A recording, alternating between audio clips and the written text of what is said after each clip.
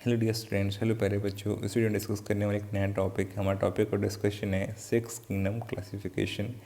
Living organism को six kingdom में divide किया गया, किसने डिवाइड किया और कैसे डिवाइड किया, यही हम पढ़ने वाले हैं। तो यहाँ पे एग्ज़ाम में क्वेश्चंस देखने को मिलते हैं इस टॉपिक से, तो आपको बहुत ध्यान से वीडियो को देखना है एंड तक, आपको सब बातें समझ में आ जाएंगी। क्वेश्चंस कैसे बनते हैं, किस तरह क्वेश्चंस यहाँ से आए हुए हैं, कैसे फ्यूचर में आपको सेम क्वेश्चन देखने को मिलेंगे। My name is Deepak Lathar, I am going to explain all this इन वीडियो की शुरुआत करते हैं। देखो हमारा टॉपिक का डिस्कशन क्या है बेटा, सिक्स किंगडम क्लासिफिकेशन। अभी तक हमने फाइव किंगडम क्लासिफिकेशन कंप्लीट किया था। अब सिक्स किंगडम के बारे में एनसीईआरटी में गिवन है, तो हम इसी को डिस्कस कर रहे हैं। सबसे पहले तो किसने प्रपोज किया, किसने बताया था इस क्लासिफिकेशन को? कार्ल फोर्स साइंटिस्ट ने बताया था। फाइव किंगडम के बारे में हमने पढ़ा था, तो मैं आपसे क्वेश्चन पूछ रहा हूँ, फाइव किंगडम किसने प्रपोज किया था? आप मुझे बताओ किस ईयर में किया था। अगर आपने वीडियो देख लिया तो कमेंट करके आप मुझे जरूर बताना। तो सिक्स किंगडम किसने बताया? कार्ल वुज साइंटिस्ट ने प्रपोज किया। इन्होंने क्या किया, देखो डोमेन्स एक टर्म यूज़ किया, डोमेन्स ऑफ लाइफ, जो किंगडम से ऊपर लेवल है।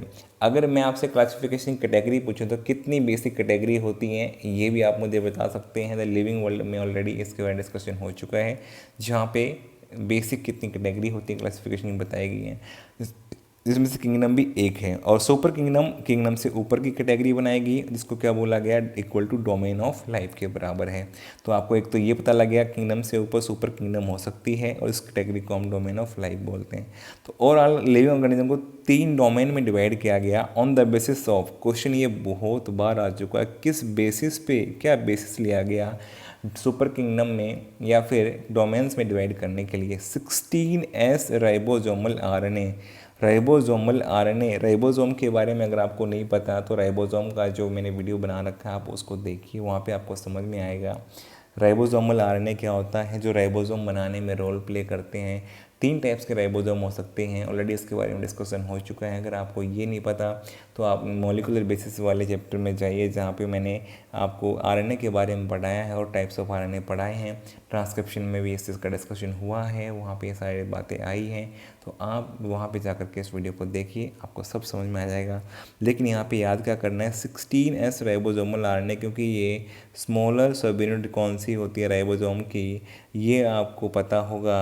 और 70S राइबोसोम मिलते हैं, और 70S में 30S स्मॉलर सब यूनिट होती है प्रोकैरियोटिक राइबोसोम्स में, और उसके अंदर आपको 16S राइबोसोमल आरएनए मिलता है, और उसके सीक्वेंसेस को कंपेयर करके ये डोमेन बनाए गए। तीन डोमेन कौन से? आर्किया, बैक्टीरिया, यूकरिया, तीन डोमेन में डिवाइड किया गया। तो डोमेन कितने थे? 3। तो इसको 3 डोमेन सिस्टम भी बोल सकते हैं। तीन डोमेन थे, 3 डोमेन सिस्टम बोल सकते हैं इसको। कौन कौन से? आर्किया, बैक्टीरिया और यूकरिया। तो कितने डोमेन्स में डिवाइड किया गया? 3 डोमेन्स में। किस बेसिस पे डिवाइड किया गया? 16S राइबोसोमल आरएनए के सीक्वेंसेस के कंपेयर करके।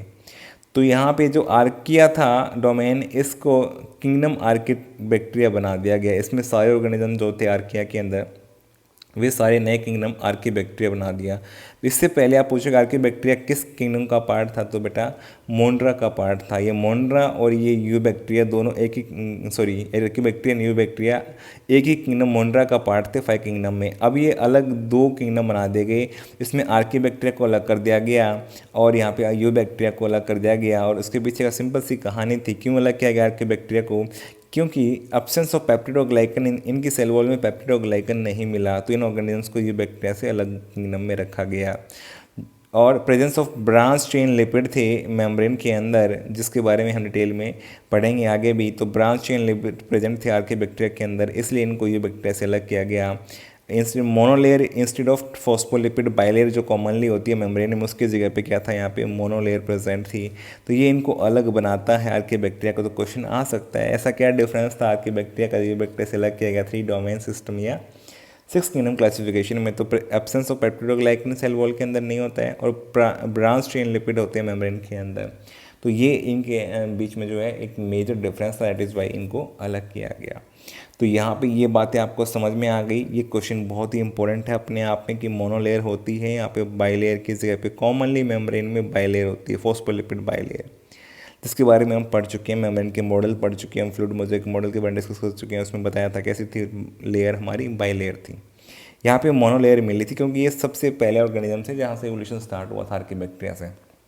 फिर ये इवोल्व होकर क्या बने, यूबैक्टीरिया, या जिसको बैक्टीरिया डोमेन में रखा गया था। किंगडम यूबैक्टीरिया जो है अलग बना दिया गया आर्कीबैक्टीरिया से, और जितने भी रेस्ट ऑफ किंगडम थे यूकैरिया में रखे गए, जैसे कि protista kingdom, fungi kingdom, Plantae kingdom, animalia, तो ये सारे जो है बेटा किस में रख दिए गए, यूकैरिया डोमेन के अंदर।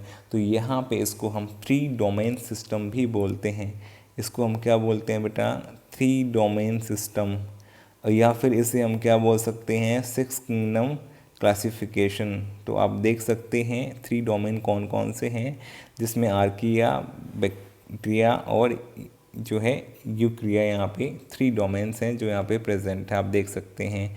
तो यहाँ पर 6 किंगडम्स बनाए गए, जिसमें से आर्किया के अंदर आर्की बैक्टीरिया को रखा गया, बैक्टीरिया के अंदर ये बैक्टीरिया को रखा गया, और इसके यूकैरिया के अंदर 4 किंगडम को रख दिया गया। तो इसलिए ओवरऑल कितने हो गए, 6 किंगडम यहाँ पे देखने को मिले बेटा। तो ये सारी बातें एग्ज़ाम में आती हैं। तो सुपर किंगडम क्या है या डोमेन क्या है, किस बेसिस पे यहाँ पे क्राइटेरिया पे डिवाइड किया गया, जो है ये इंपॉर्टेंट हो गया पॉइंट। कितने डोमेन में डिवाइड किया गया, कितने किंगडम्स में यहाँ पे बने, और यहाँ पे यूकैरिया में कितने किंगडम थे, ये आ सकता है 4 किंगडम। आर्किया में कितने किंगडम थे, 1 किंगडम। बैक्टीरिया में कितने थे डोमेन के अंदर, 1 किंगडम। और क्यों अलग किया गया कि बैक्टीरिया को, इन डिफरेंसेस की वजह से। तो दैट इज़ वाई हम 6 किंगडम क्लासिफिकेशन भी पढ़ चुके हैं। लेकिन हमारे सिलेबस में बेटर जो एक्सप्लेनेशन है वो 5 किंगडम तक ही गिवन है। तो हमारा जो लिमिट रहेगा वो 5 किंगडम लेवल तक स्टडी करने का ही रहेगा। 6 किंगडम के बारे में जान लिया हमने, लेकिन ये बहुत ज़्यादा यूज़ में नहीं आएगा। लेकिन एग्ज़ाम में क्वेश्चन यहाँ से छोटे छोटे क्वेश्चन आए हुए हैं, वो आ सकते हैं, रिपीट हो सकते हैं। और मुझे ऐसा लग रहा है काफ़ी टाइम से क्वेश्चन इस वाले पार्ट से नहीं आया है, यहाँ से क्वेश्चन हो सकता है नीट 2026 में आपको ज़रूर देखने को मिल जाए। मुझे उम्मीद है सारी बातें आपको समझ में आ गई होंगी। अगर आपको कोई किसी तरह का कुछ और पूछना है तो आप कमेंट कर सकते हैं, मैं उसका रिप्लाई ज़रूर करूँगा। इसलिए वीडियो आपको पसंद आया तो वीडियो को लाइक करो, कमेंट करो, चैनल पे नए हो चैनल को सब्सक्राइब करो, अपने फ्रेंड के साथ शेयर करो। Thank you for watching the video.